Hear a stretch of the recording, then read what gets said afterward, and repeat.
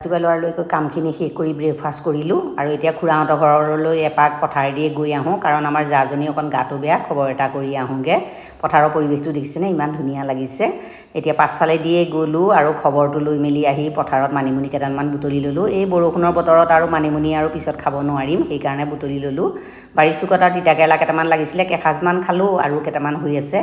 এতিয়া তাকে ছিঙি লৈছোঁ বাৰী চুকত আৰু নেমু আৰু তিতাকেৰেলা বাহিৰে আমাৰ খেতি অইন নহয়েই নহয় বান্দৰৰ কাৰণে তাকে কেইটামান ছিঙি ল'লোঁ আজি ভাত খোৱা আলহীও আছে তিতাকেৰেলা আৰু মানিমুনি বাৰু নবনাওঁ থৈহে দিম আৰু এতিয়া আহি পেলাই অকণ ফ্ৰেছ হৈ লৈ চাহ একাপ খাই লৈ ধুমধাম ভাতৰ যোগাৰ কৰিছোঁহি আৰু এতিয়া মাছৰ তৰকাৰীটো আলু দিয়েই বনাম এতিয়া মাছৰ তৰকাৰীকণ বনাই ধনিয়া পাত দি দিলোঁ আৰু এতিয়া চিকেন অকণমান বনাইছোঁ আৰু ঘৰৰে ছজনা পাৰিছিলে তাকে সৰিয়হ নিদিয়াকৈ আৰু পিঁয়াজ নহৰু বিলাহী চিলাহী দি চৰচৰি বনালোঁ মচুৰ দালি টেঙা বনালোঁ আৰু ৰঙালাও আগৰ ভাজি বনালোঁ আলহী খাই বৈ পঠিয়াই ল'লোঁ আৰু এতিয়া আবেলি খাবৰ কাৰণে বুট কেইটামান ভাজিছোঁ